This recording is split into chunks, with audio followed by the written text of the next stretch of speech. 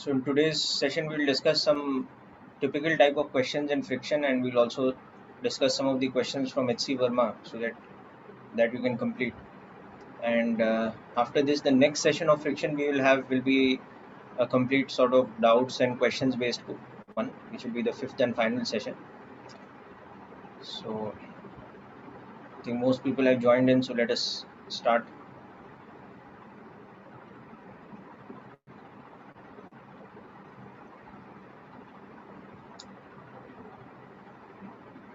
So this is friction session number 4 for us.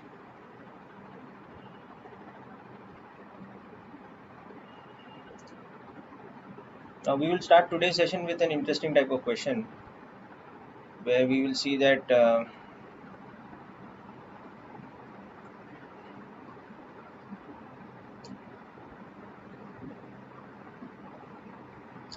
we have this situation where an object starts with an initial velocity u up an inclined plane. So it is given a sort of impulse or a push so that its initial velocity is u while going up the inclined plane, and it has a deceleration of a while going up. Now this is a rough inclined plane. Okay. So the information given to us is that a block is given an impulse or a push such that its initial velocity, so suppose u is 20 meters per second up the inclined plane,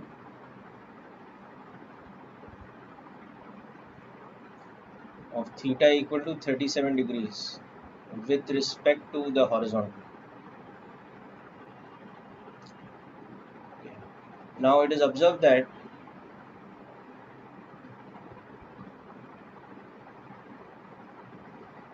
its deceleration is a equal to 10.8 meters per second square on the way up. So from this information we have to find the coefficient of kinetic friction, secondly the acceleration when it comes sliding down the incline, okay, and the speed v when it just crosses the point at which it had started at u. So when it crosses a point on its way down, take g as 10 meters per second square.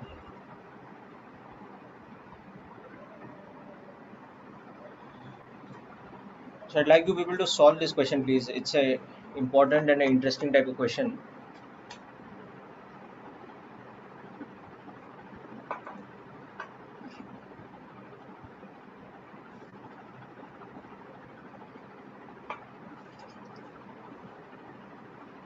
So hope you understood the question. The block was placed on the inclined plane and it is given a push or an impulse up the incline so that at t equal to 0, it sets off from this position with the initial velocity given, and it is observed that its rate of deceleration is 10.8. So now it will kind of go up the inclined plane with deceleration, slow down, slow down, slow down, stop at some position, and obviously we assume there isn't sufficient static friction, so it then slides down and as it slides down, it again crosses the point from which it has started. So we have to find the velocity when it crosses that point.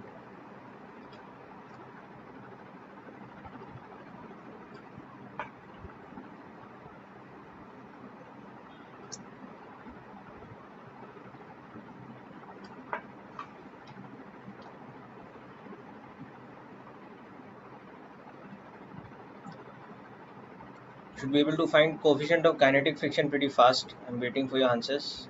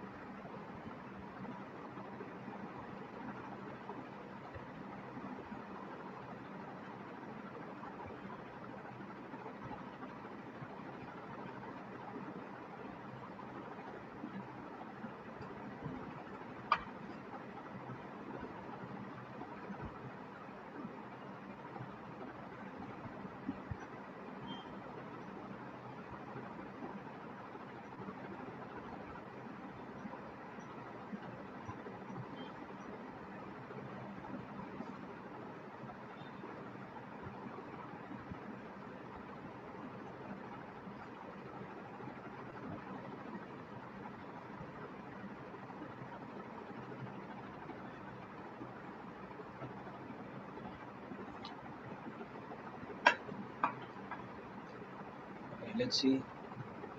Yes, Kevin, correct about coefficient of kinetic friction. That's right.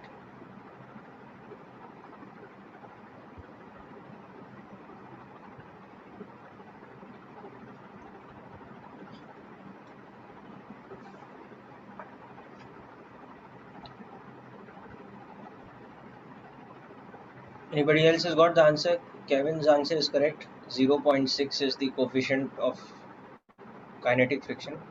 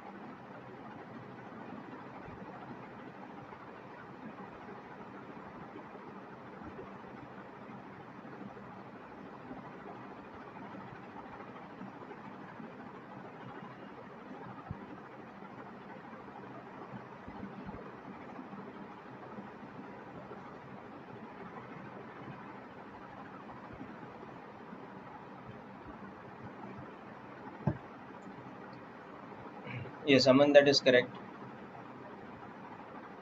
Kevin, acceleration on the way down is not correct. 6/5. Yeah, that's correct. 1.2.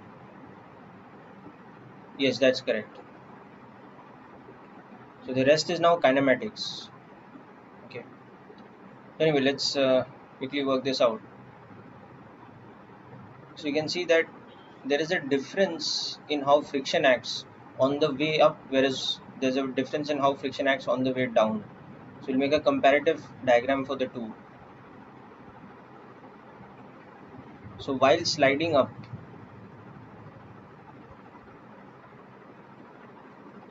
what is happening is that because the velocity is in the upward direction, the direction of slipping is upwards. So what about the friction? it acts in the opposite direction. So friction will act such that it actually supports mg sine theta. On the way up, friction, which is mu k into n, will act like this, whereas the other forces, like for example components of mg,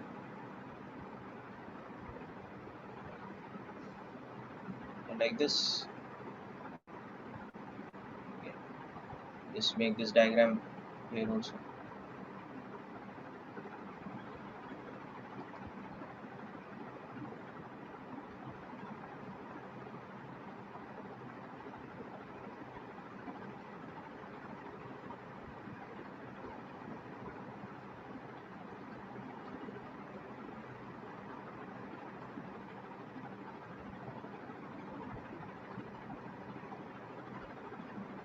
So while sliding down, the velocity at any instant is in the downward direction.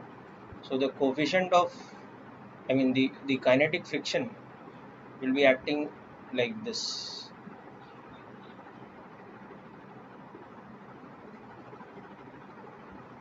Okay. And of course, in both cases, normal reaction will be acting like this, like this.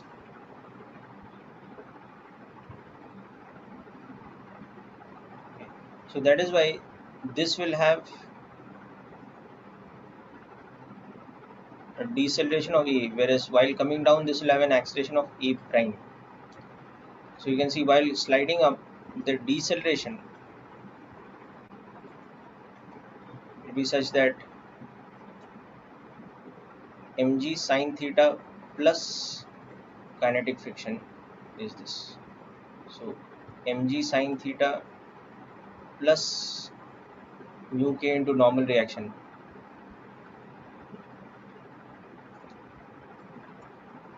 So mg sine theta plus mu k into mg cos theta is equal to A, so ma. So the deceleration while going up is given by this factor, g sine theta plus coefficient of kinetic friction into cos theta. But likewise, while coming down, you will see that the acceleration, so that is A prime, so that will be different, okay, because here mg sine theta minus kinetic friction is mass into acceleration. So when you solve this, you will get A prime as g into sine theta minus mu cos theta. Okay, so this is the thing. So now, according to the question, this is given to us as 10.8 and theta is equal to 37 degrees. So from this we will get coefficient of friction, we will get 0.6. Then we'll substitute that here, so we'll get the rate of deceleration, the rate of acceleration while coming down as 1.2 meters per second square. So this is one answer and this is one answer. This is the answer to the first part, this is the answer to the second part. Okay, now the third part is kinematics. Okay.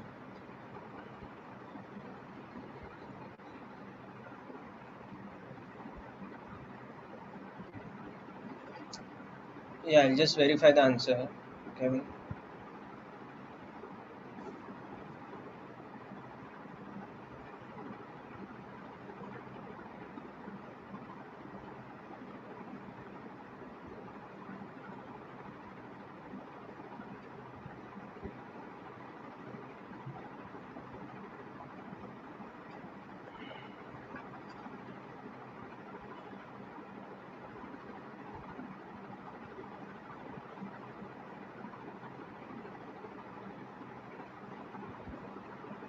Okay, so notice something interesting, that A prime is as much as 1/9 of A. The A is as much as 9 times A prime. So there's a huge difference. and how rapidly it decelerates on the way up and how fast it accelerates on the way down.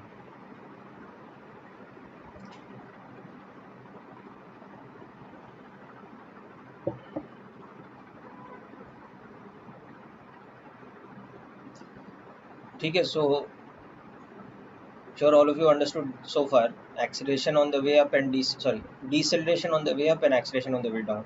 Now let us divide the motion into two parts. One is t equal to 0, it's set off with the initial velocity of I think 20 meters per second I had given you. Okay, and it has a deceleration of 10.8. Okay, so now let us say on its way up it reaches somewhere here at t equal to t1 where its velocity becomes 0. So this is its maximum displacement. So this maximum displacement we can see is equal to u square by 2a. Okay, so that is 20 square by 2 into 10.8. We don't need to calculate this, but this is okay. Now the second part of the motion, from this point at t equal to t1, it now slides down, and let's say when it crosses the starting point, its downward displacement is equal to that s max. Okay, and it has some velocity v, but while going down it has some acceleration a prime. So v square will be 2a prime into s max. Okay, so you can see that v square will be 2a prime into u square by 2a. You can see that v is u into square root of a prime by a, creating this kind of relation. Okay, and we just saw that a was equal to a prime by, a prime was equal to a by 9.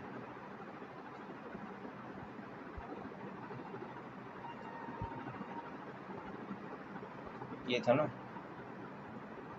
so we should be getting v as u by 3. Yes, so v should be 20 by 3 or 6.67 meters per second. Okay. So this is how we can do it with minimum calculation. Otherwise we have to substitute the numerical value and all that, which is not required. Okay. Saving time is also a big priority in exam situation.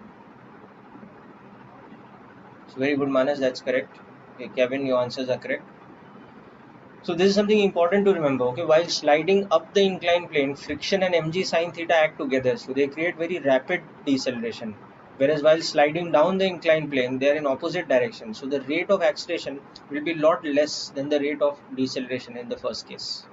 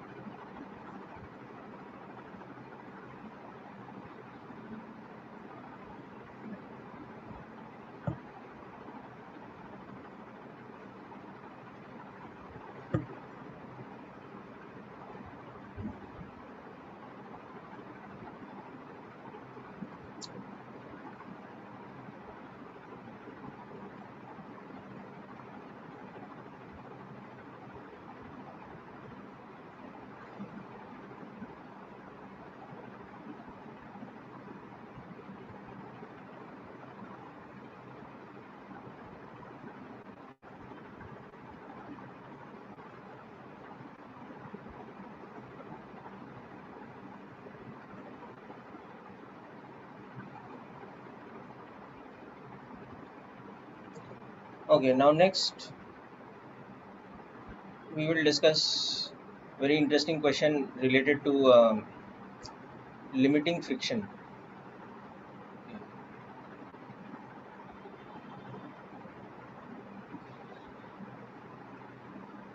Now suppose we have a rough vertical wall with coefficient of friction equal to 0.6. Okay, and what we are doing is we are keeping a block of mass m. Gravity is like this, so it is a vertical situation. Now to keep the block from sliding down, we have to apply some external force horizontally like this, normally into the wall or into the block in the direction normal to the wall. So horizontal force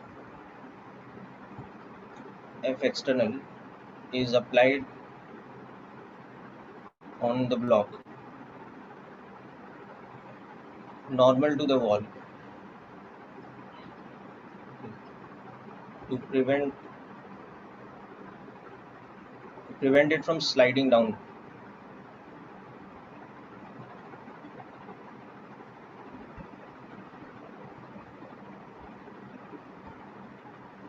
From slipping down the inclined plane. Okay.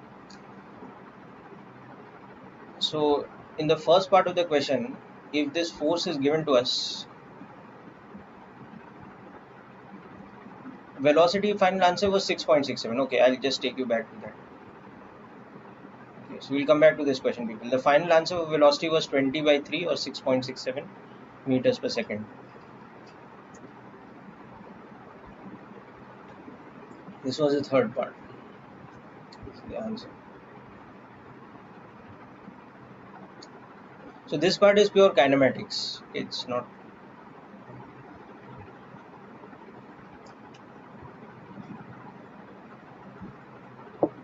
Okay, good. Yeah, so let's come back to this question.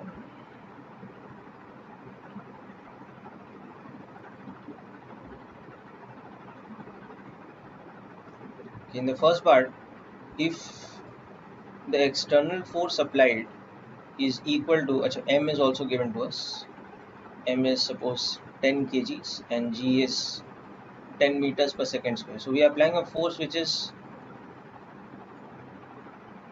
200 newtons. Then find acceleration of the block, if any.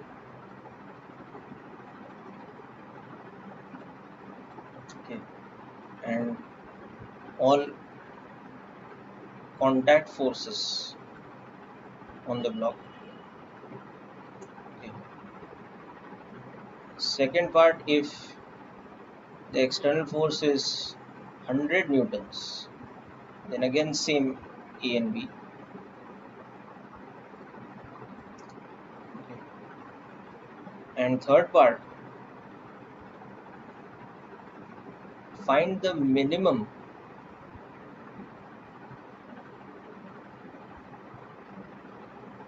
magnitude of F external to prevent slipping.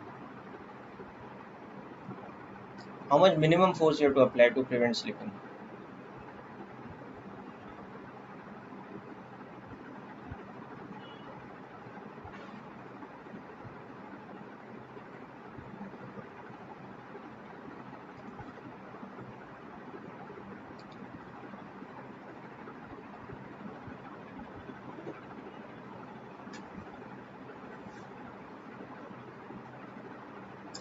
Yes, very good, Kevin, that's correct.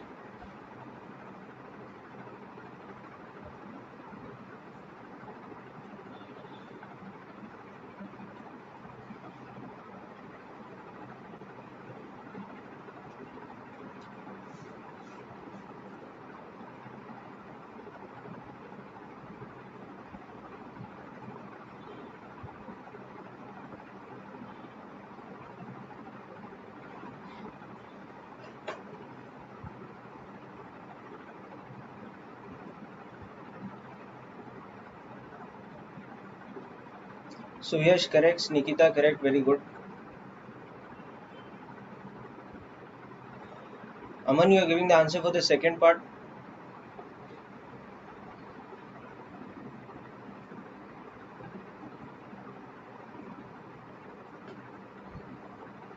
Because the answer for first part is not correct.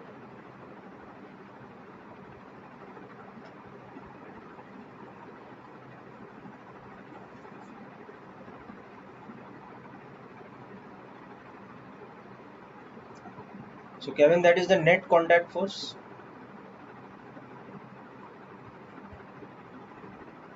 Yeah, that's correct. But you can give me the contact forces individually also. Separately, what is normal reaction and what is friction. That's also fine.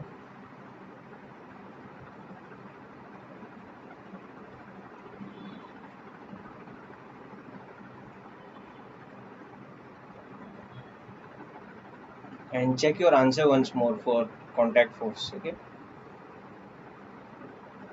Remember that is preventing slipping. So it is static friction. So it need not be equal to mu n. Right? It can be less than mu n also.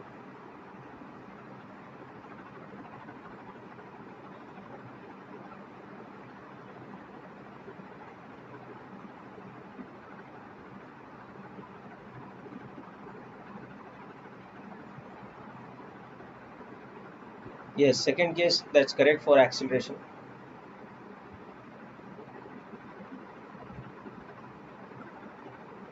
But check your answer for contact force in first case, Kevin.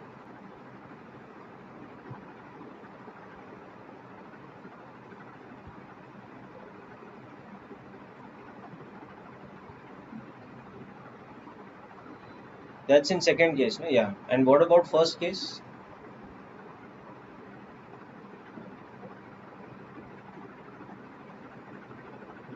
Yeah, Shubham correct, Suyash correct,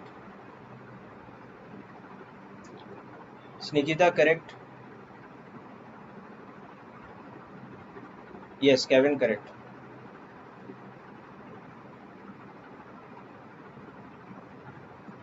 Correct. So then should be the resultant, if you calculate, na, it will come out to be 100 root 5. Na? So that's why I was saying your that answer 20 root 61, not sure about that. No?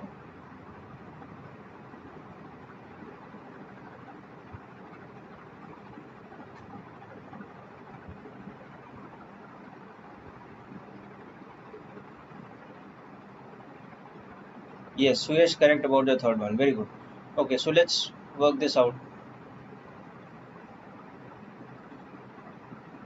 So see what happens here. It's pretty simple. The moment we apply some external force horizontally but normal to the wall doesn't allow the block to move in that direction.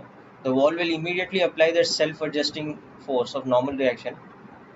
तो ये direction में horizontally तो motion हो ही नहीं सकता है. सो n balances the f external. Okay, but now the question is that whether gravity succeeds in pulling it down or we have enough friction. So it's all about this friction. This friction can be, so this is the first thing. Okay, now we can see that maximum friction available to us will be mu n. So that is mu into f external. This is the second thing. Okay, so now based on this we can see that if mg is greater than maximum friction, then there is slipping. Okay, and we get mg minus kinetic friction is ma, whereas if mg is less than equal to this maximum friction, then there is no slipping. Okay, and the friction acting will be static friction, which will balance mg. So this is the important conditional thing. Okay, we just understand this now. This versus this. We can do all three parts in one go. So we can see that okay, mg is equal to 100 newtons. Okay, and mu is equal to 0.6. Therefore, for no slipping condition, we want that mg should be less than equal to mu into f external. So that means f external should be greater than equal to mg by mu. So that is f external should be greater than equal to 100 upon 0.6. So that is 500 by 3, or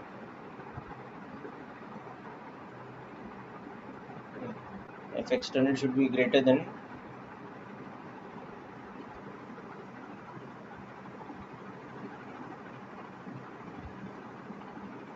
इससे अगर ज़्यादा हुआ then we are safe, whereas if it is less than this, okay, so this condition now we are understanding that for this f external should be less than 166.67 for slipping, whereas now for this we know that F external should be greater than equal to 166.67. So now once you've done this analysis, it's easier to do the first and second part. So in the first part, F external is equal to 200 newtons.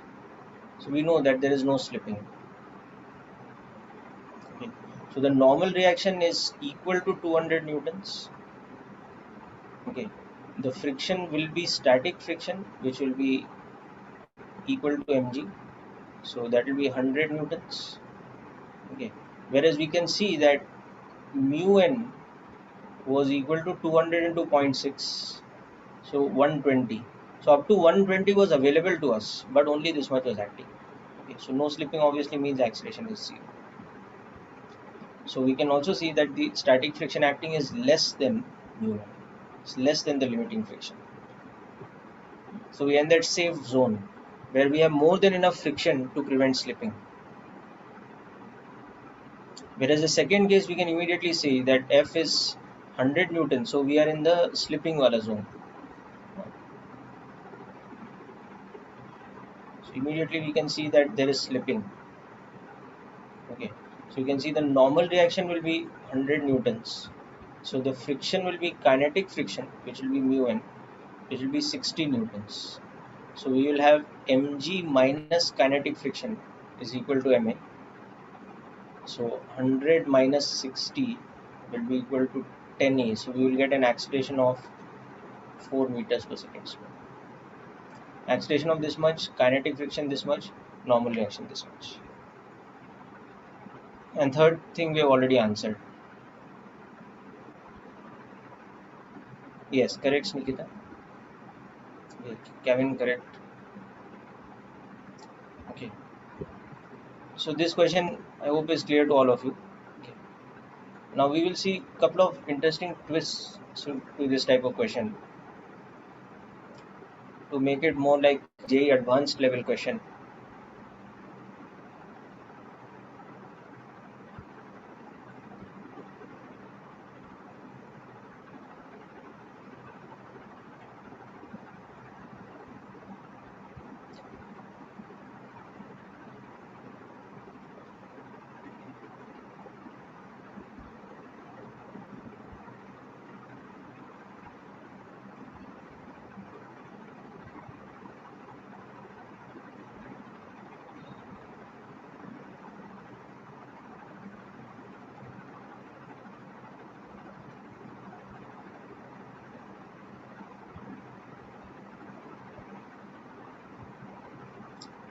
Okay, next example.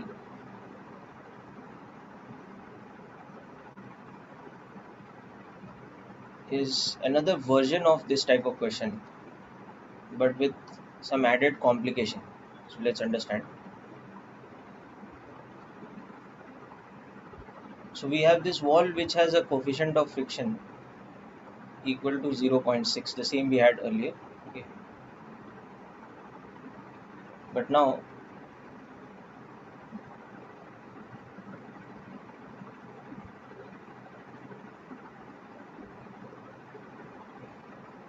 we're having one block,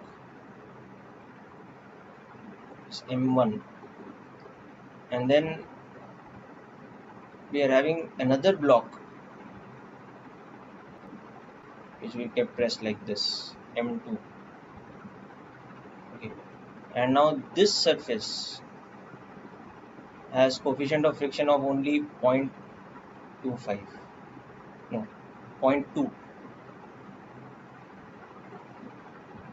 0.2. Okay. And now what we are doing is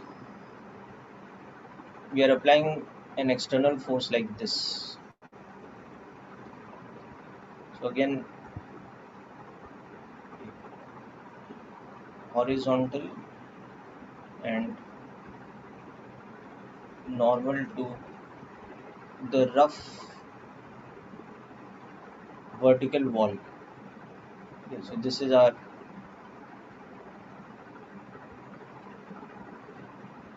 rough vertical wall. Gravity is acting like this. Okay. So given that m1 is equal to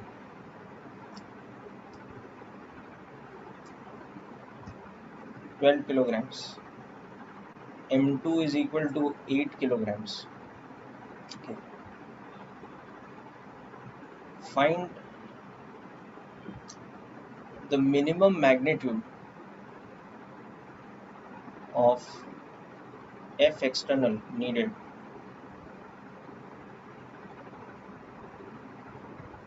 to keep this system, that is both blocks,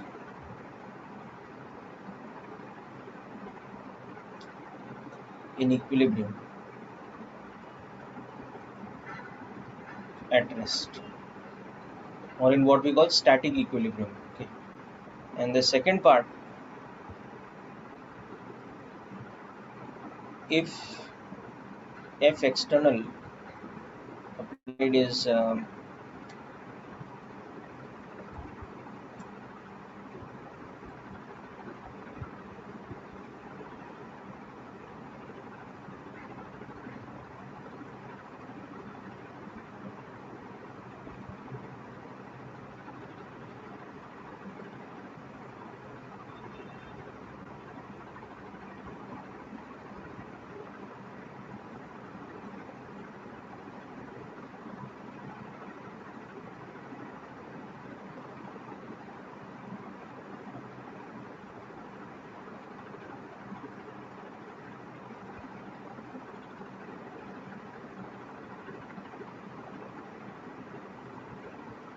let us say 360 newtons,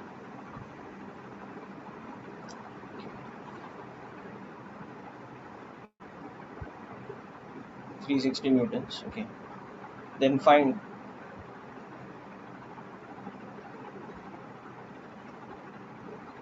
accelerations, if any,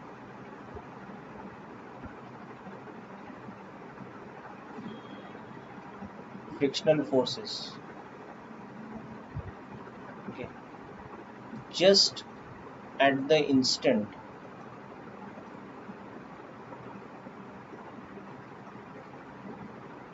when the system is released with the external force applied. So just at that instant only, because if there is slipping, then obviously they will lose grip with each other and then things will change.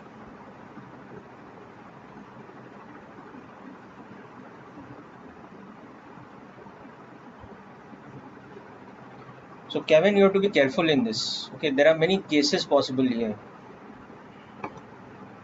because there are two surfaces at which potentially friction can act, no? So thoda sa this question is more complicated than that. You have, I think, found the condition for no slipping at one of the two surfaces, but you have to also find the condition for no slipping at the other surface. So this is a slightly more tricky question.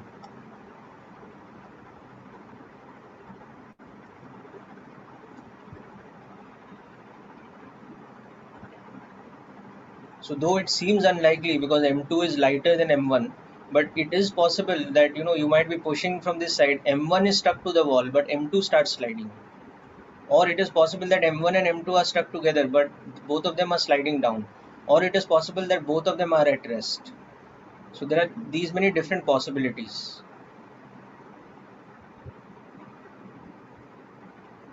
Yes, Anushka, your answer is correct. Good.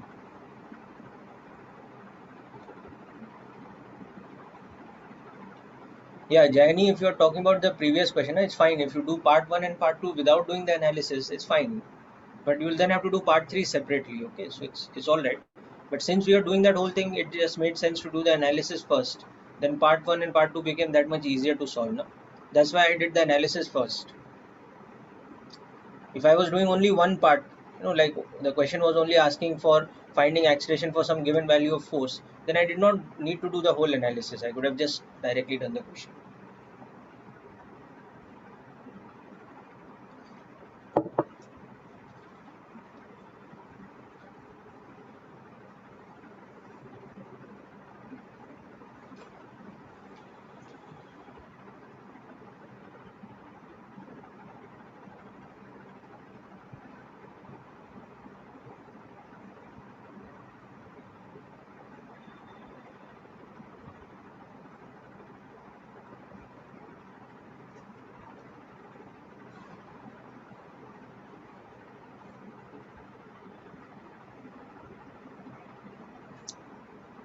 So I'm waiting for the correct answer.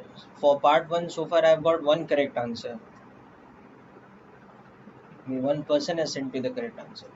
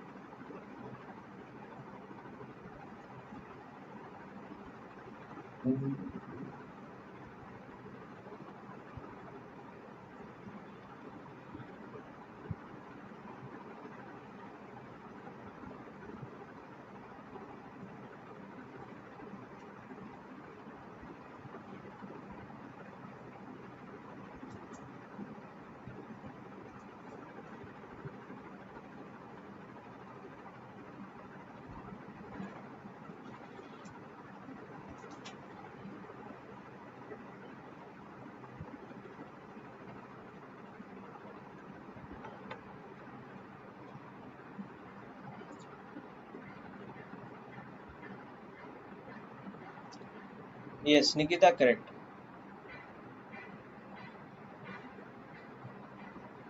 Anushka, correct.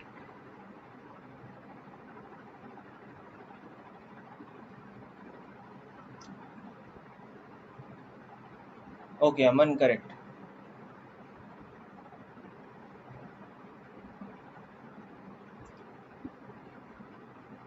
Kevin, have you worked out the value?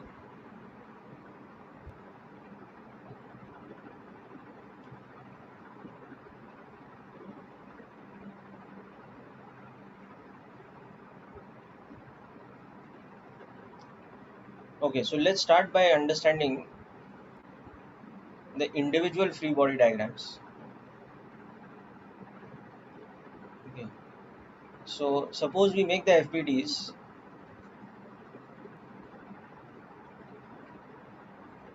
assuming no slipping condition.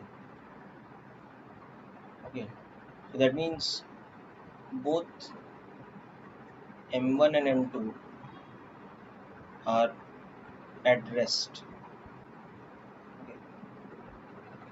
So if we assume this and make the free body diagrams,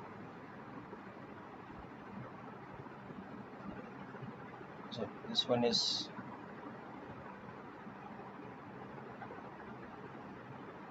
M2, this one is M1. So now the thing is, we are applying external force like this, so that will immediately create a contact force between them. So let's say that is N2, and that will create a contact force with the wall. So whatever be the case, slipping or no slipping, N1 will be equal to N2 equal to F external. That's the first thing. Okay.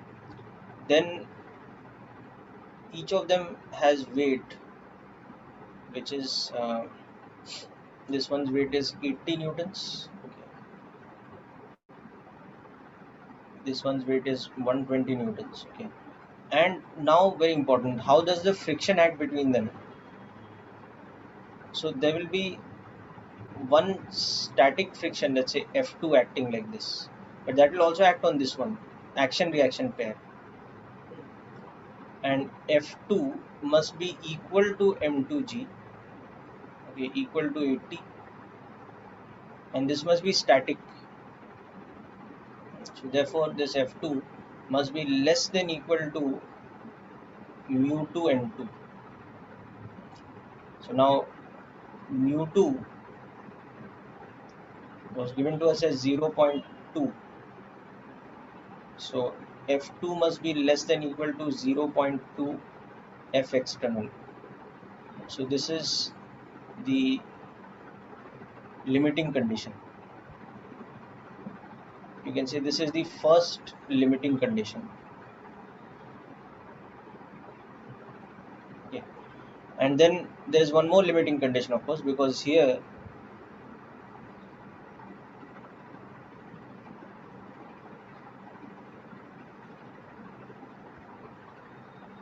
now this friction, this also has to be static, okay? Because I'm assuming both of them are at rest. And of course, all the analysis I'm doing today, everything is in inertial frame. Okay.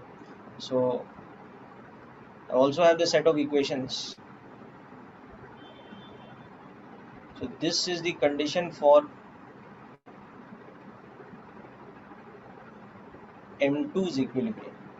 Now for M1's equilibrium, F1 has to balance F2 plus M1G. So it has to balance 80 plus 120. So F1 has to be 200 newtons. It has to be static. Okay. So this is my third equation. Okay, and F1 has to be less than equal to mu1 N1. Okay, where mu1 was given to us as 0.6. So F1 has to be less than equal to 0.6 times F external. So this now has to be, this is my second limiting condition. Okay, this was the first limiting condition, this one is the second limiting condition. So this should give you a little bit more idea about what we are trying to do.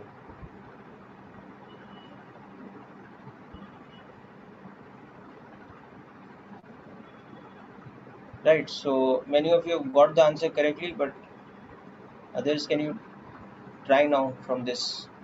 So both blocks are in equilibrium, both limiting conditions must be satisfied. Okay. So this is all for M1's equilibrium. So M1's equilibrium has a certain limiting condition, M2's equilibrium has a certain limiting condition. So for the system's equilibrium,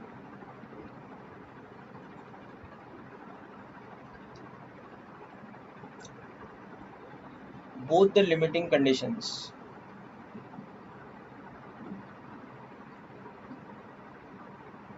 need to be satisfied.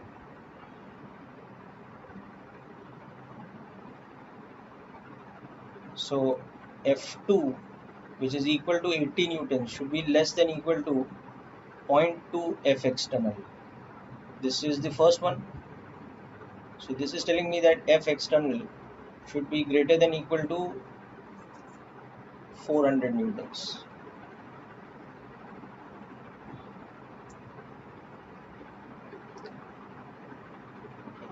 And along with that, I also need this one to be satisfied. And F1, which is 200 newtons, should be less than equal to 0.2 into F external. This is the second limiting condition. So this also needs to be satisfied, but this is telling me that, sorry, 0.6, I mistake.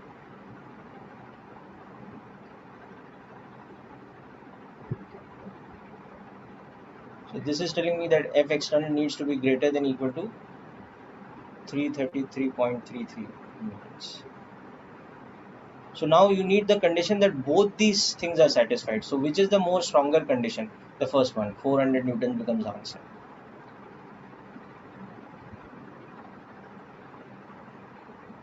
Okay, very good, Aman.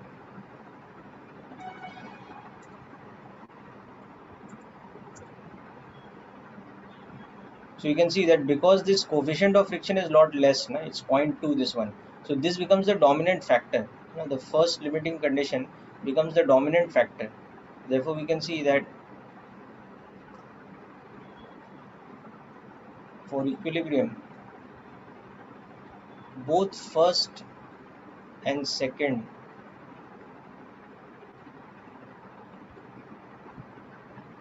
must be satisfied.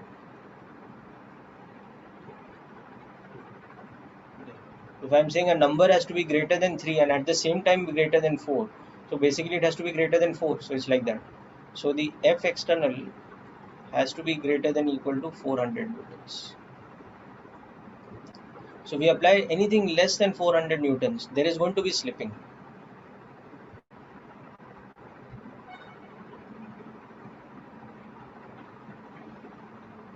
Yes, very good, Kevin. That's correct. So this 400 is clear to you, no, Kevin?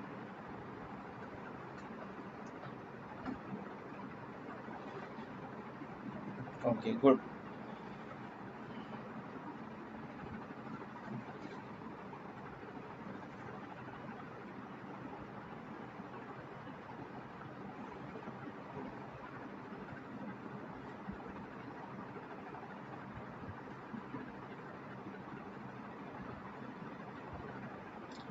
Jenny, it will act downwards because of action-reaction principle, na beta? So see what is happening. The surface of M1 is applying an upward friction on M2 because M2 के M1 के respect में M2 का slipping का direction क्या है? It tends to go down. So now M2 must apply an equal and opposite reaction on M1. No? Imagine M2 has a tendency to slide down. So what direction it will apply friction on M1? In the downward direction. No? Just like we had seen the 2-block problem last time. So on the upper block the friction was acting backwards, but on the lower block it was acting the forward direction, like that.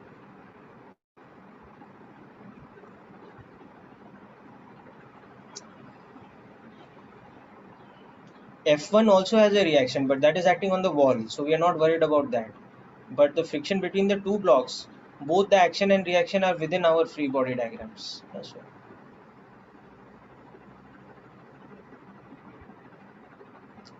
Now we can also simplify this a little bit by making combined FPD.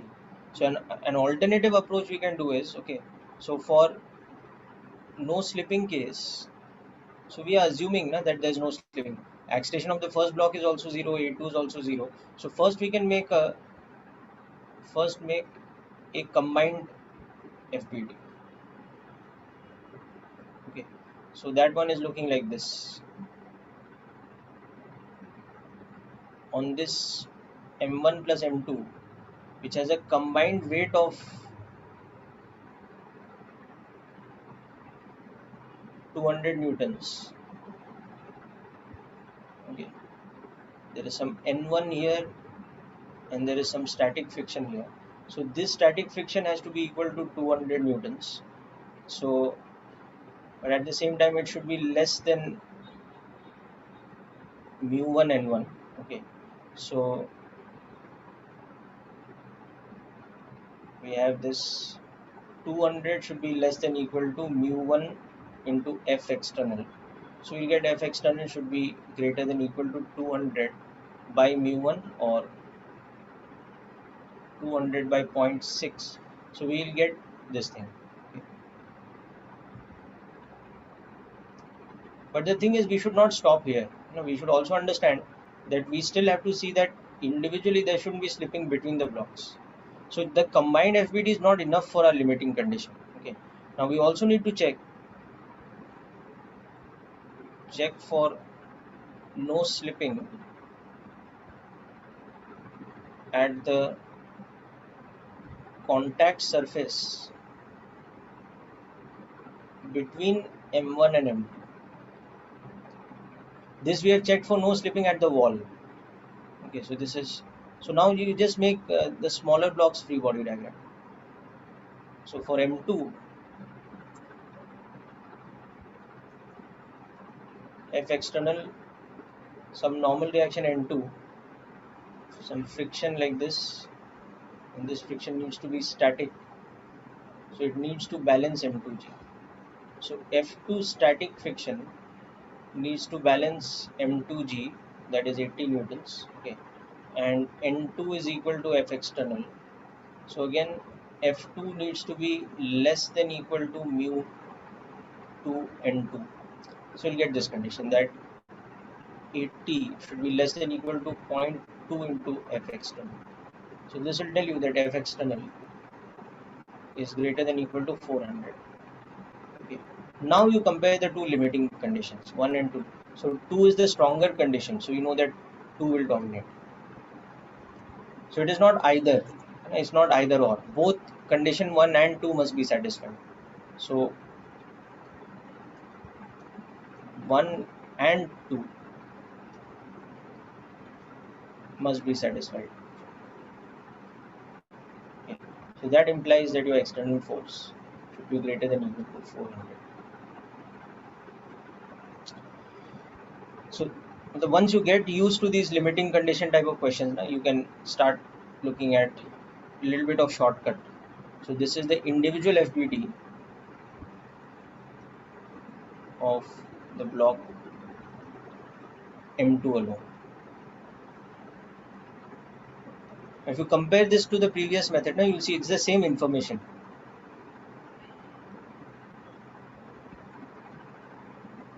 Okay. So now in our second part, obviously when we are applying the force of 360 newtons, it is not satisfying equilibrium for both the blocks. Okay. So for external force equal to 360 newtons, what will happen is, in this free body diagram,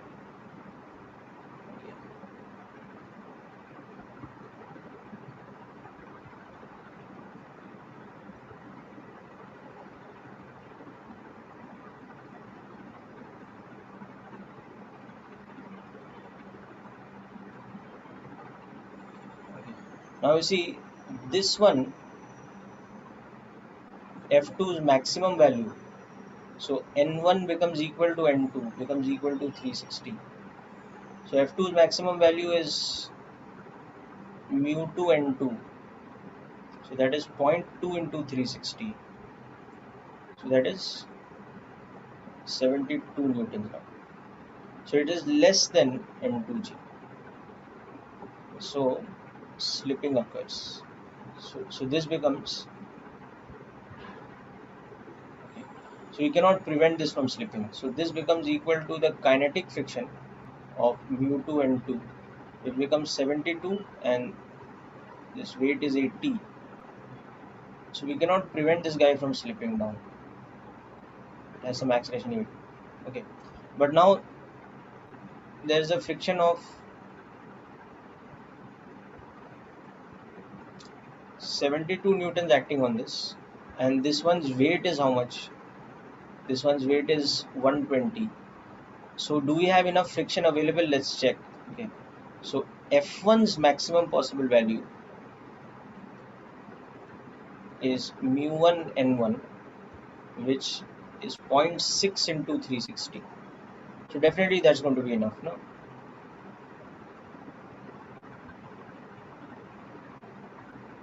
It's going to be 196, no? Sorry, not 196. 216.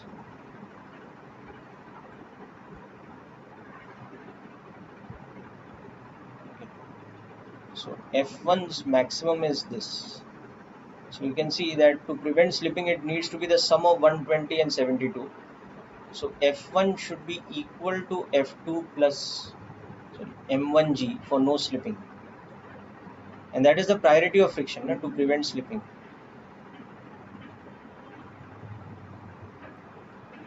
For A1 to be 0. Okay, that is no slipping at the wall. So that just needs to be 72 plus, it needs to be 192 newtons. Okay, whereas up to how much is available to us? Up to this much is available to us. So therefore A1 will be 0. So this block will be at rest against the wall, but this will be slipping. So A1 will be 0 and F1 acting on it will be 192 newtons, which will definitely be less than mu1 N1. Whereas A2 will become weight minus mu2 N2 divided by mass. So it will be 80 minus 72 divided by mass. So it will be 1 meter per second downwards. Okay. and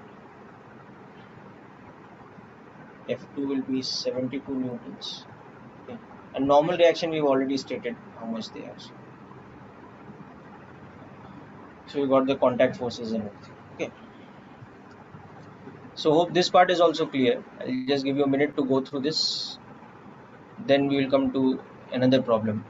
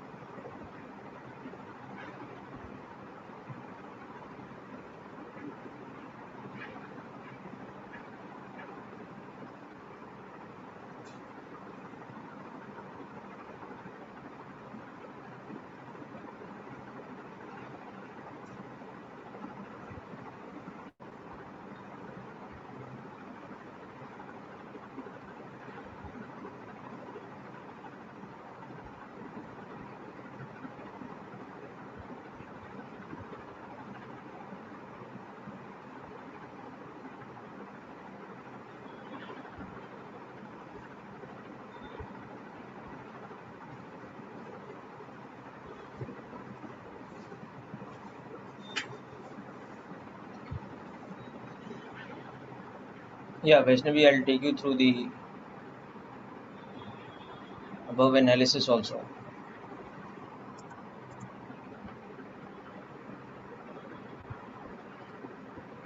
Okay.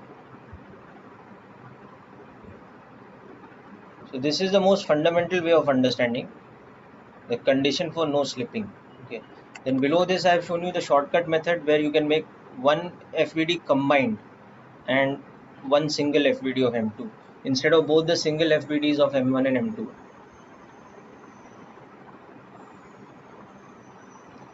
Okay, so this is definitely a more tricky type of question. So don't worry if it's looking a little difficult right now, but just a bit of practice of these type of questions will ensure.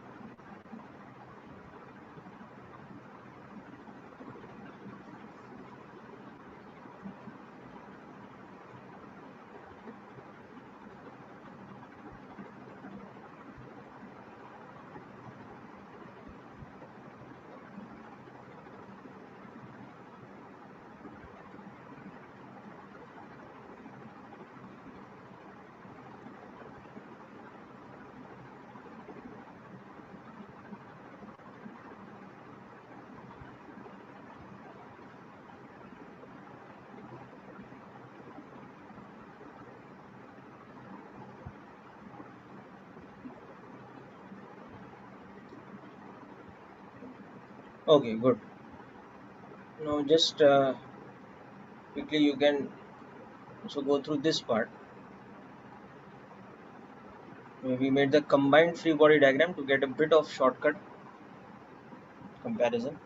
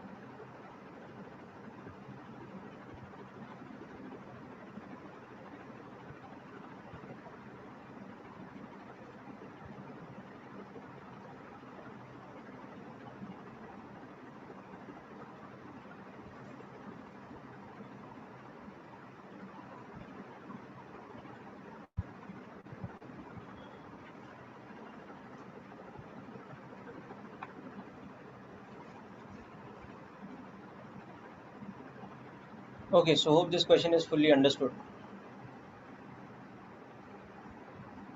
Now let us come back to the two block type of problems that we were doing last time, but this time with one more added complication, that there is friction on the ground.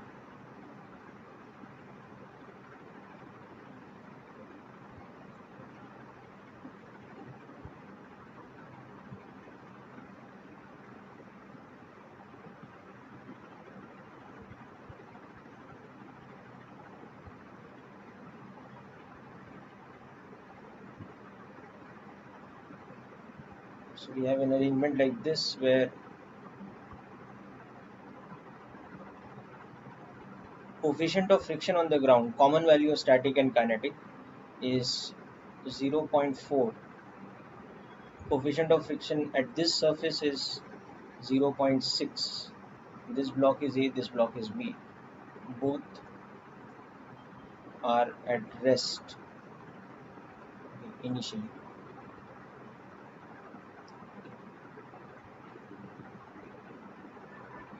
So mass of A is, let us say, 5 kilograms. Mass of B is 15 kg.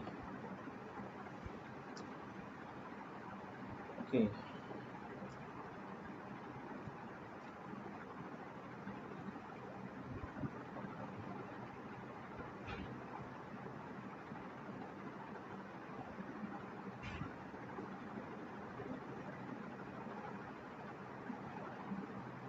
Alright. So first part, find the minimum force to be applied horizontally on B so that the system moves. Okay, and second part, find accelerations of A and B if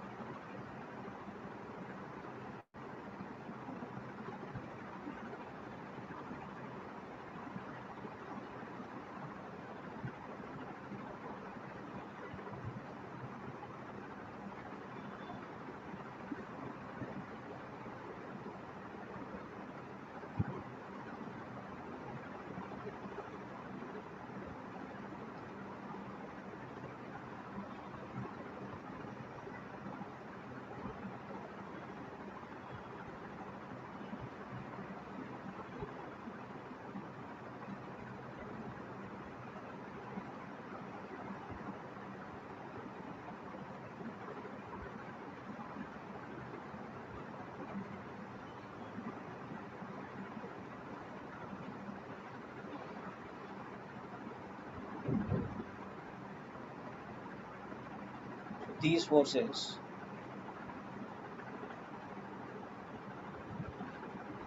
is applied horizontally on B. Okay, third, if instead horizontal force F is applied on A, then what type of motion, if any, is possible?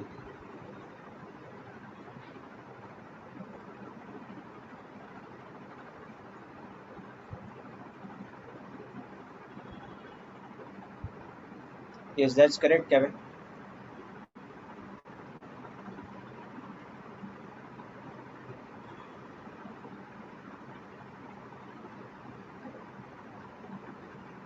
Answer to first part is correct.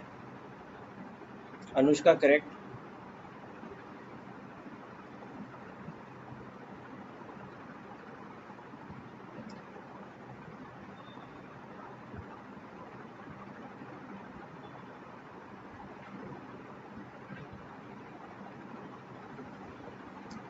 Yes, so yes, correct.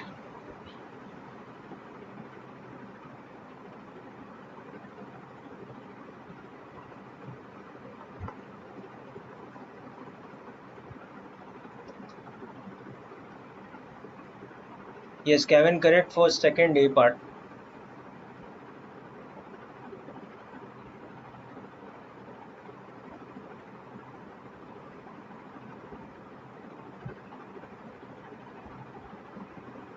Correct. They will have common acceleration. That's correct. 1 meter per second square.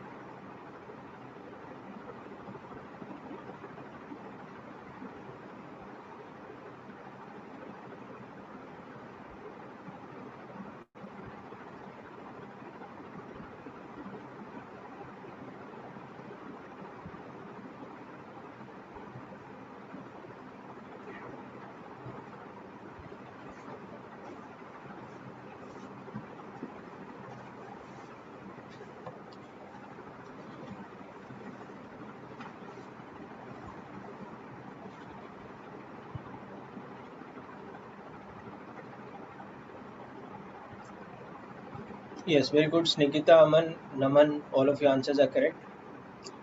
So answer for first part I'm just writing down here. Just verify all of you. The minimum force you need is 80 newtons to create acceleration in the system. Okay. Because you can see that the limiting static friction on the ground acting on B is 80 newtons. So you have to overcome that. If the external force we apply is less than that limiting static friction, then it just gets balanced by friction only and there's no tendency to move.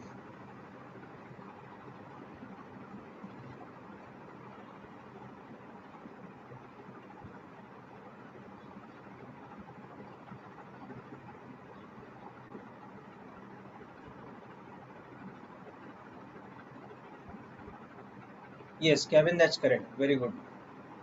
Second question, B part is correct.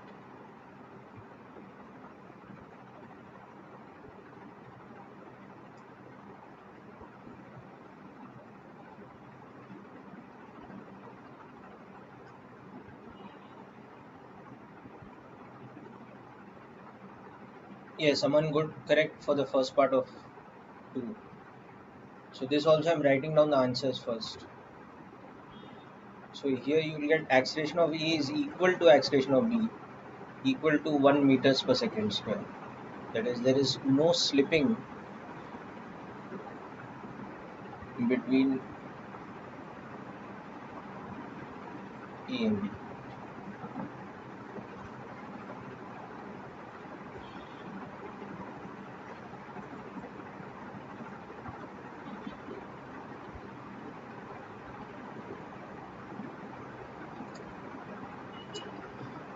Okay, so let me start illustrating the way to solve the question also. Those who have done these parts, you can just continue with the third part. Okay.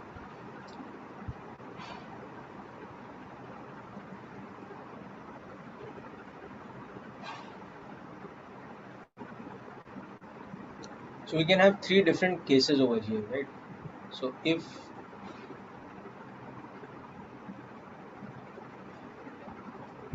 no motion occurs.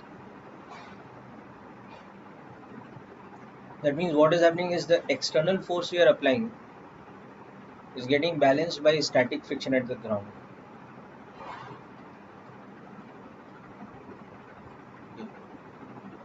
And friction between A and B, that will be zero. This is friction on ground.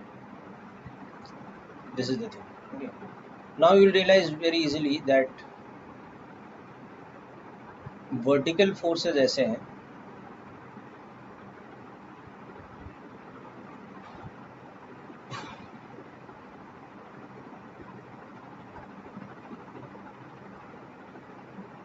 okay. So N1 is equal to weight of A, N2 is combined weight of A and B,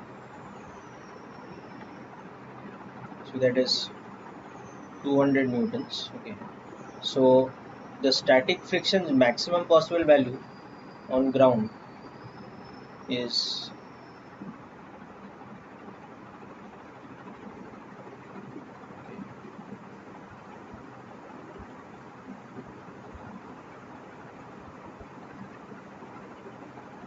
0.4 into 200, so 80 newtons. So the condition for this is that F external should be less than equal to 80 newtons. So then the system is not disturbed. Okay. Now next we will see what happens if F is greater than 80 newtons. So then there are two possibilities, that acceleration of A is equal to acceleration of B, that is no slipping between blocks, okay. Or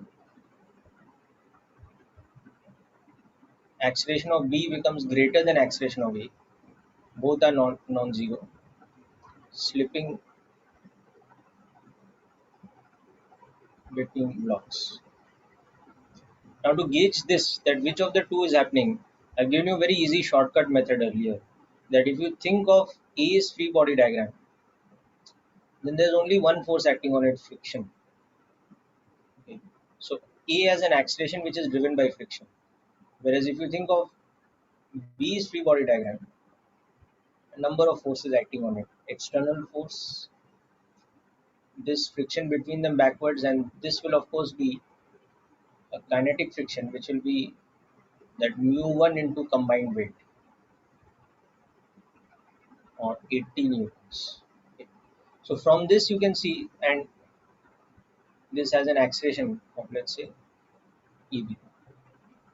Okay, so these are the individual FB. So acceleration of A is the friction divided by mass of A.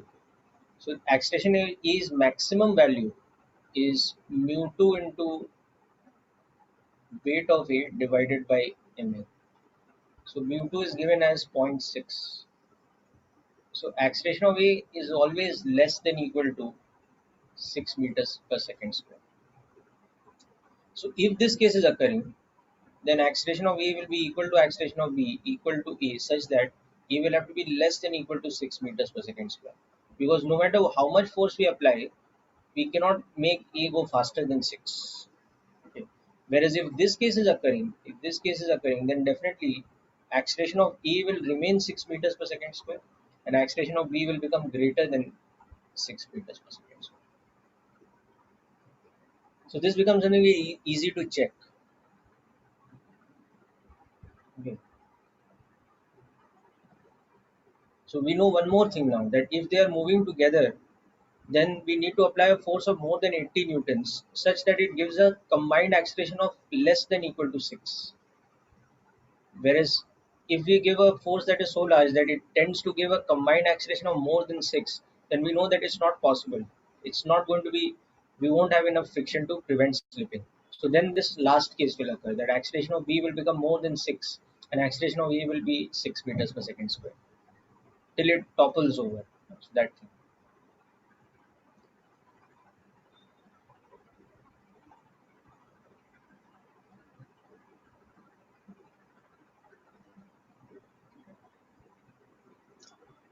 Now, Ayush, friction will be present only where there is normal reaction also. No?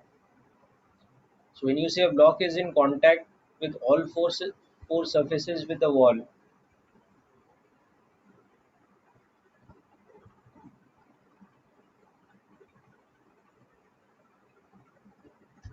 you have to first of all understand whether all the walls have some normal reaction against the block or not. Just visual contact is not enough. No?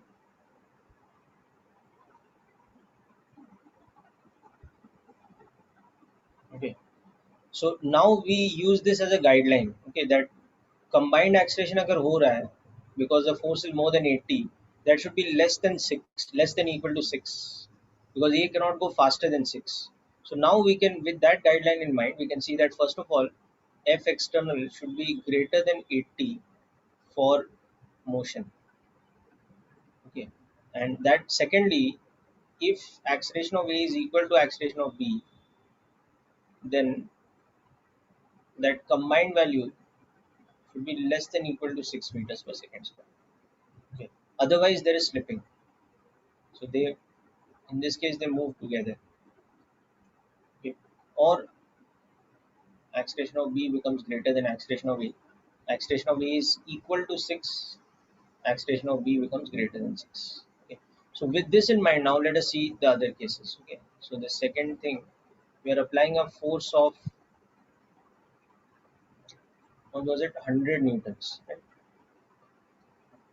So let us assuming acceleration of A is equal to acceleration of B is equal to E. That is, A and B move together. So we can make a combined FBD because they're moving together. So we make a combined FBD on them.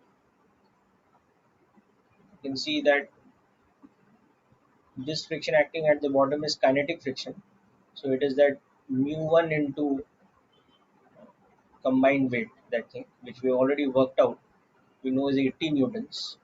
So the combined acceleration will become such that F external minus the kinetic friction at the bottom is equal to combined mass into acceleration. So 100 minus 80 should be equal to 15 plus 5 into combined acceleration. So we're getting the combined acceleration as 1 meter per second square. Now we are seeing that this is all right, okay, because it's satisfying this condition. So that means our assumption is correct.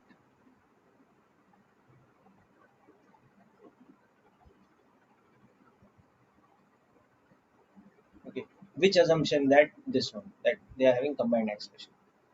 Okay. So finally we'll also understand. So therefore, from A's free body diagram, we'll understand that the friction acting here will be mass of A into this combined acceleration will be only 5 newtons, whereas maximum friction available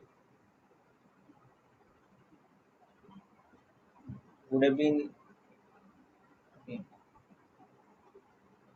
mu2 into weight of A, which was how much? 0.6 into 50. So up to 30 newtons of friction is available. Okay, so this friction acting on it, this static friction, is less than its limiting value. It's less than this,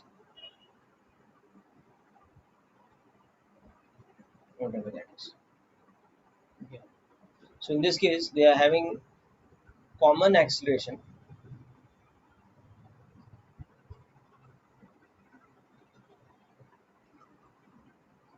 Okay.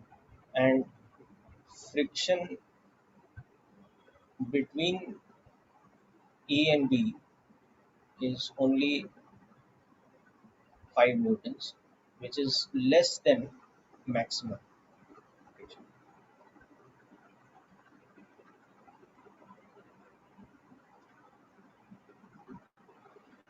Okay. Whereas if we do the same treatment to the second part, B part of this, we will see that that fails, that assumption fails. So if we bump up the external force to a value which was how much now? 200 and something, right? Again, 240 or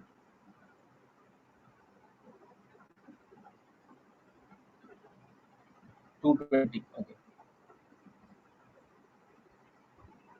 Yeah. So 220 newtons. So we say that okay, if acceleration of A is equal to acceleration of B,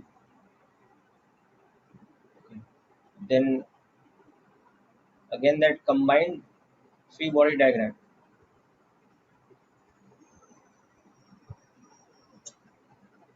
will show us that F minus kinetic friction,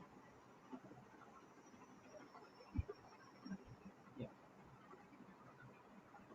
so 220 minus 80 should be equal to 20A. So we're getting a common acceleration of how much? Um, what is this now? 7 meters per second. Where is it?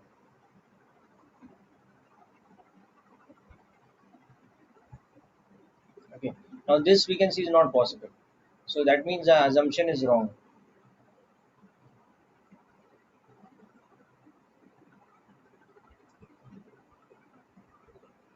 It's incorrect because acceleration of A has to be less than equal to 6 meters per second square.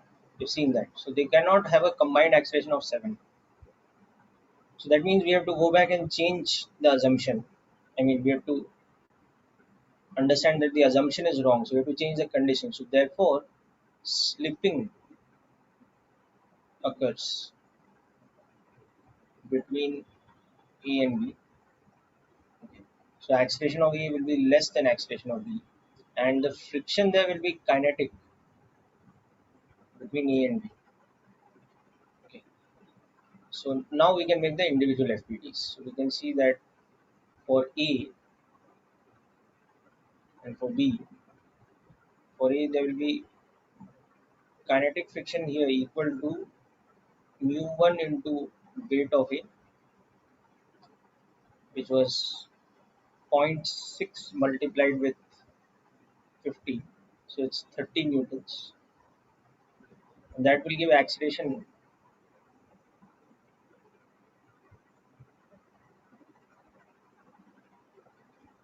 of 6 meters per second square. So this we already knew.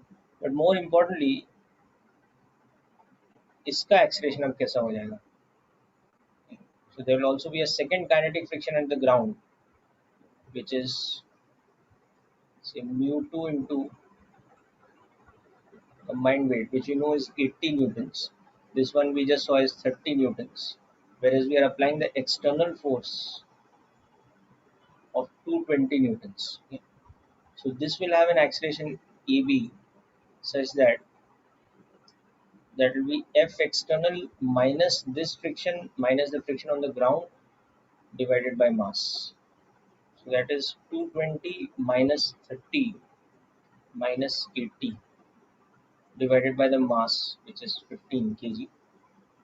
So that is becoming 110 divided by 15, or 22 divided by 3. That is what I am getting for acceleration of B. You can check my answer if that is correct. So that is,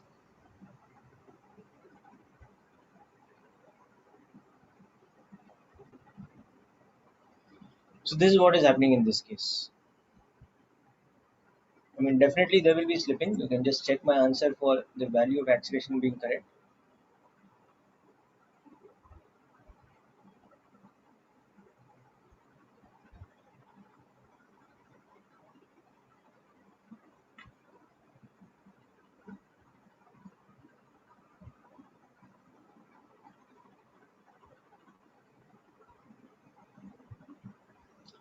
No, so I use the thing is no, the two parallel walls that are there, they are just against the block. No? If there's no other pushing force that is pushing it against the wall, then there's no normal contact force with that. No?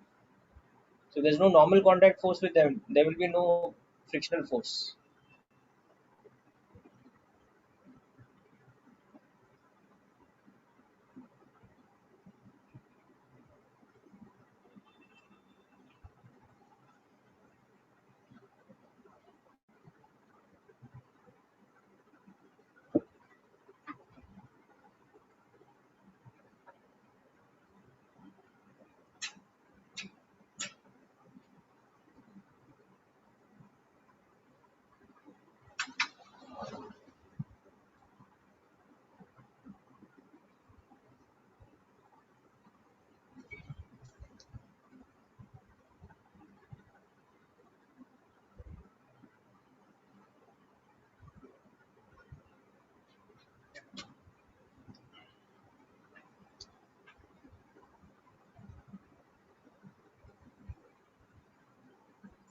Yes, if we are applying force on the lower block, like we are doing in this part, the maximum acceleration for the block A is 6 meters per second square. Okay.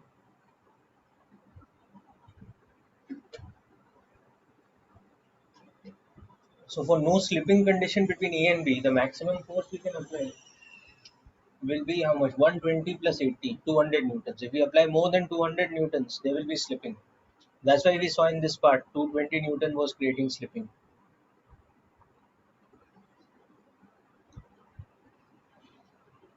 Okay. Now for the third part, I don't know if you have attempted that yet. You will get something very simple, that if we are applying force on the upper block, either it will move or it will remain at rest. But in no circumstances the lower block will move because there's too much friction on the ground. So you'll just not be able to overcome that friction.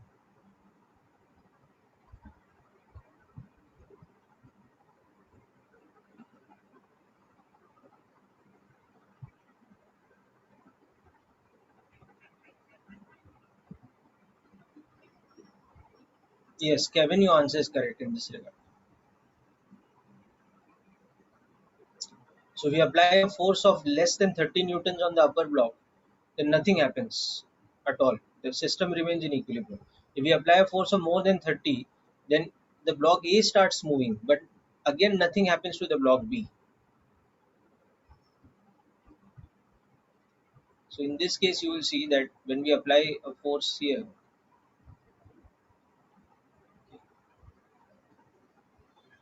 this condition, you will see that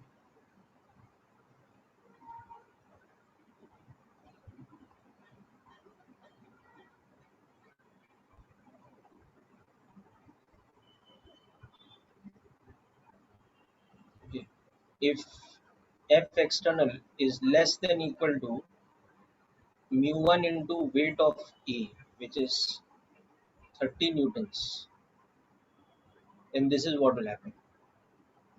Both blocks will be at rest. Because if F is less than equal to 30, then F external will be equal to the static friction between A and B, which will be equal to static friction on the ground. Okay. And acceleration of A is equal to acceleration of B will be 0. Whereas if we apply a force of more than 30 newtons on this, so now kinetic friction acts here. So this starts moving, but that can never make this block move because this kinetic friction is 30 newtons, and on the ground we have static friction up to 80 newtons. So B will never move. So if F external is greater than 30 newtons, then acceleration of A will become F external minus 30 divided by mass of E. So acceleration of A will become greater than 0. But acceleration of B will be 0 only. And static friction on the ground will just balance kinetic friction, which is 30 newtons. So these are the only two possibilities when we apply force on the upper block. In a very extraordinary situation where the coefficient of friction with the ground is much less, then it might be possible for us to make B accelerate by applying force on A. So if this coefficient is very large between A and B, and the coefficient with the ground and B is very small, then it might be possible. But in this situation, definitely we are saying it's not possible.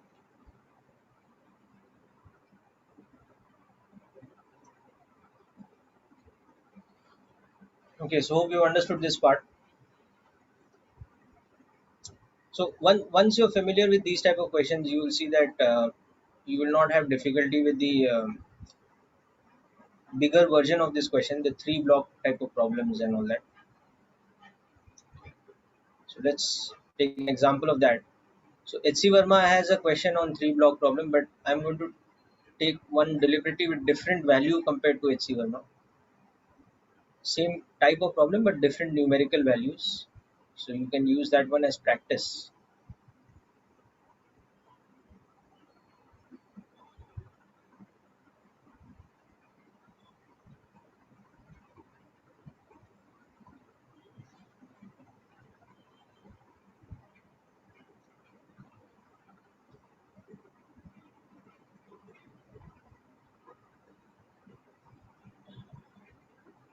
So this surface we are taking as smooth.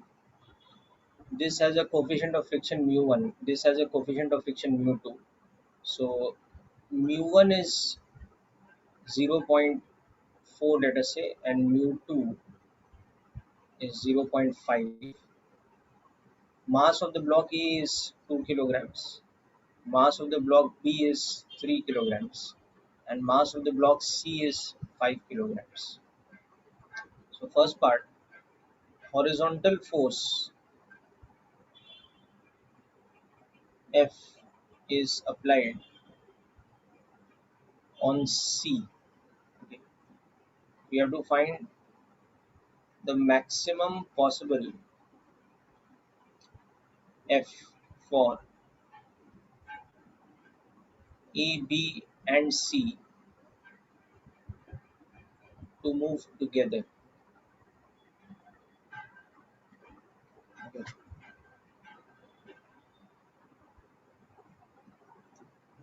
Take G as 10.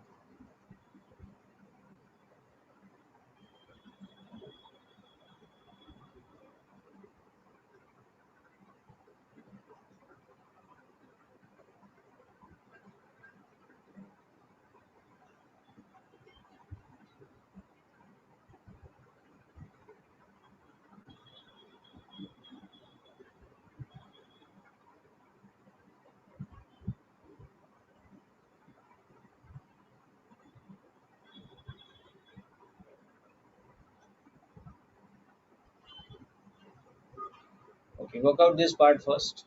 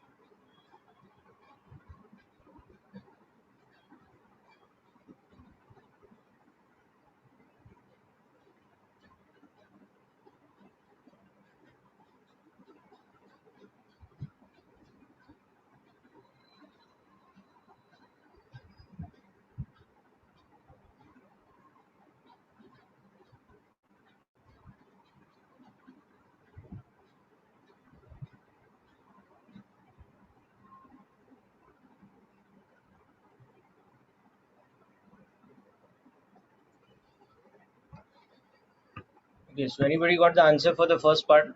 Maximum possible force.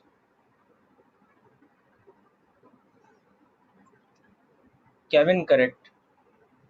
Suyash and Nikita, you have to check your answers. Suyash, you have got a value which is too large. There will be slipping if you apply that much. And Nikita, you can apply more force than the answer you've given.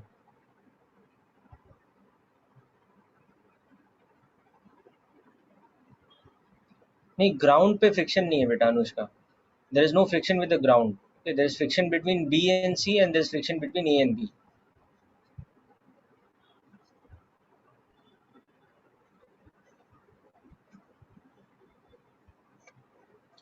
It's given to us that the ground is smooth, so there isn't any friction between the ground and block C.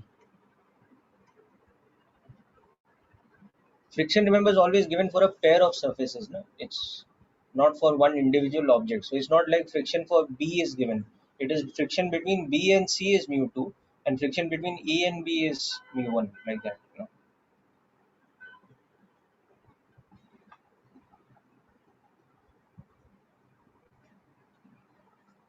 Okay, so basically your approach has to be the same. Let's start with the first part. So if you assume that,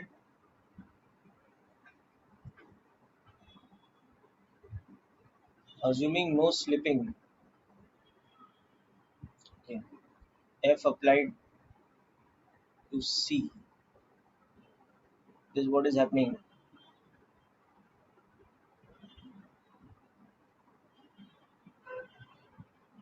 So there will be some kind of friction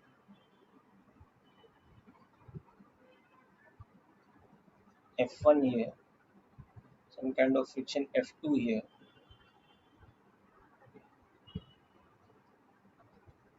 and F external. Now acceleration of E is equal to acceleration of B is equal to acceleration of C equal to E. So now you can also make the combined FBD and understand that if they have that common acceleration E, okay, then F should be equal to E. So this acceleration should be whatever that force you are applying divided by 10 kg. Okay. Now from this, from E's free body diagram, you can see that F1 is equal to this. Okay. So since F1's maximum value is mu1, okay, so you can see that E's maximum possible value is mu1g, which is 4 meters per second square. Okay. And from B's free body diagram, you can see that F2 minus F1 is mass of B into A. Okay. So F2 has to be equal to F1 plus mb into A. Now this one was equation 1. So from equation 1 substitute.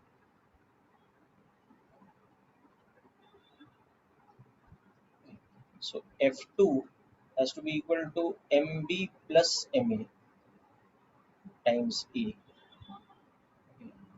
Now F2's maximum value is mu2 into ma plus mb into g. So that means ma plus mb into this common acceleration has to be less than equal to mu2. So A has to be less than equal to mu2g. Okay. That is, A has to be less than equal to 5 meters per second square for no slipping at. So it's again like we're getting two limiting conditions. We are getting first limiting condition, second limiting condition, because there are two possible places where friction can create slipping. So if we want no slipping at all, then both the limiting conditions must be satisfied. So for no slipping, that is acceleration of A is equal to acceleration of B is equal to acceleration of C, both the first and second limiting condition must be satisfied. So that means acceleration should be less than equal to 4 meters per second square. So then from this equation you can see that F upon MA plus MB plus MC should be less than equal to 4 meters per second square. So F external should be less than equal to 40 newtons. That becomes our answer.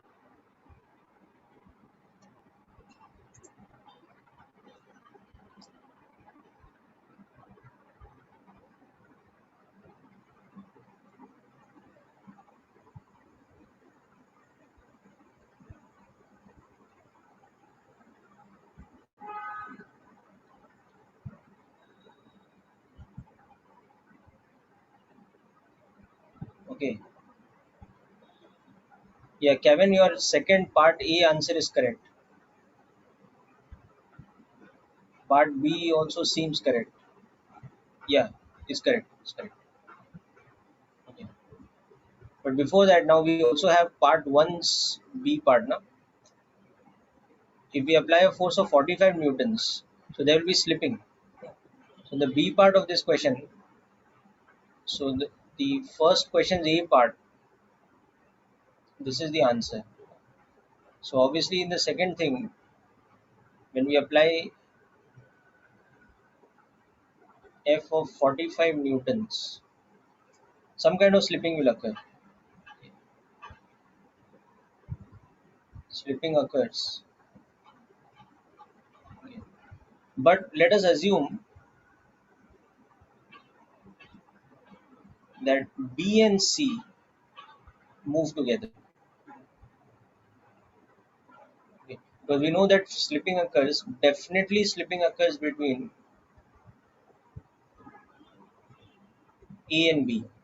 Because remember, A cannot go faster than 4 meters per second square.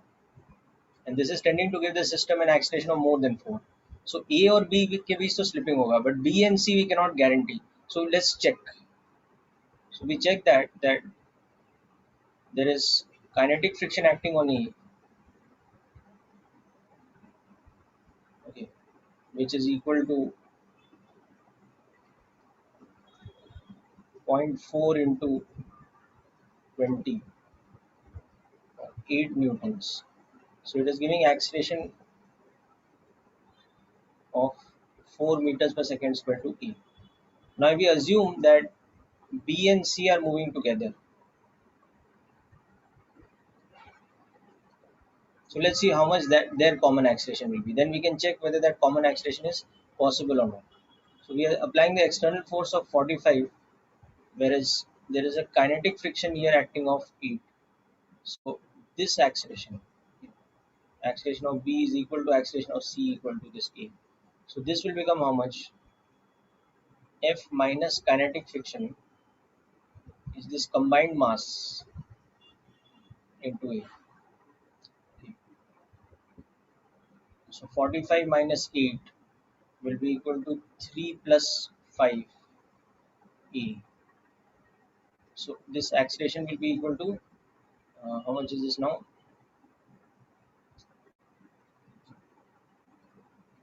37 by 8.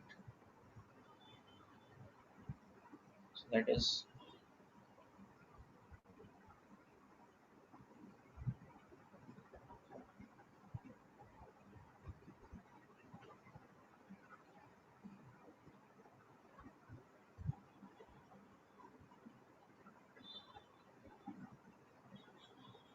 something like this. Okay. Now we'll see that this is definitely possible because acceleration of B we had seen is less than equal to 50 meters per second. So this is possible, and now if we think of the free body diagram of B, we'll understand that there is static friction acting from below and kinetic friction of 8 acting from above, and it has an acceleration of this much 37 by 8. So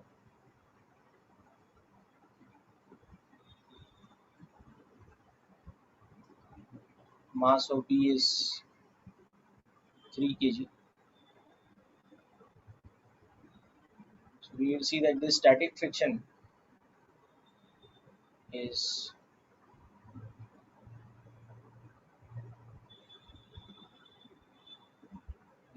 so whatever this value is, we will see it is less than the limiting value. So you'll be able to see that this is occurring.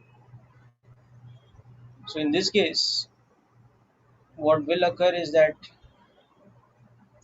acceleration of E will be 4 meters per second square, whereas B and C will move together with a common acceleration of 37 by 8, or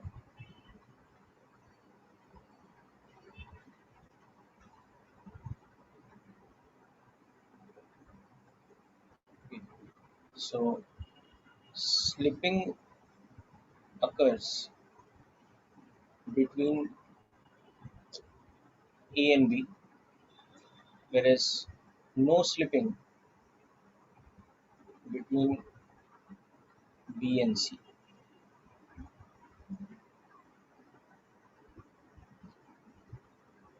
Exactly.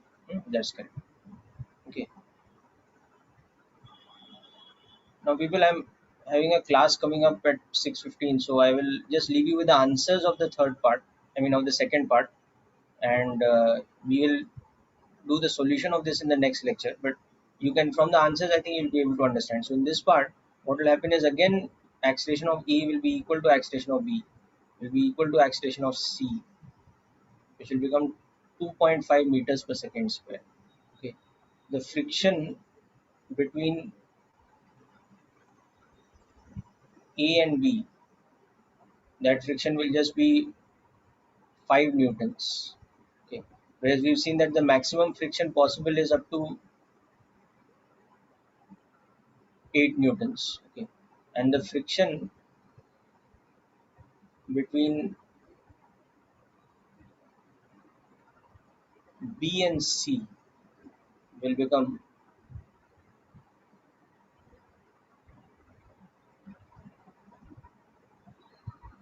12.5 newtons. Whereas the maximum friction is not more. It is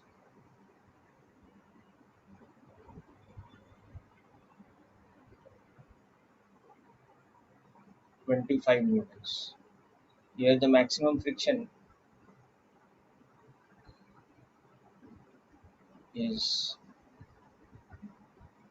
8 newtons. Okay. Whereas second time when we apply a force of 60 newton, acceleration of E becomes 4 meters per second square, but acceleration of B remains equal to acceleration of C, and that becomes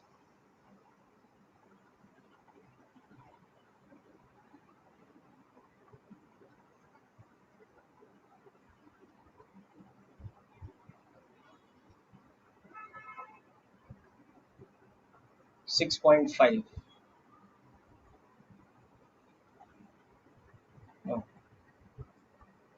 No, no, there's slipping, that means. Kevin, next to next lecture, we will start work by energy. One more lecture we will do for solving questions and doubts.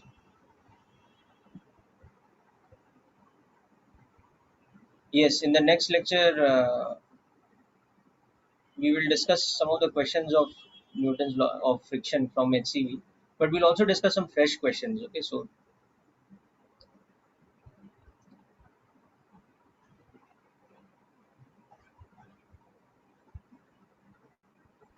wait, here accelerations will not be equal. B and C will also be having different accelerations. Acceleration of B will become something else, and acceleration of C will be 5 meters per second square. Let me just tell you how much this acceleration will be. So this will be 60 minus 8 minus 25. That is how much now? 35 minus 8. So that is 27 by 3. So 9 meters per second. Yes, Kevin, I think you got this value, 9 meters per second square. That's correct. So there is slipping at both surfaces. So there is slipping everywhere. Okay. So try this out by the same method and you should be able to figure it out. Right. Okay. So time to wind up friction. Okay. Try to attempt maximum questions from module as well as HCV. And next time we will discuss some more tricky type of questions. And next week after that we will start with work by energy. Okay. So that's it for today's class, people. That's all. Wish you all the best.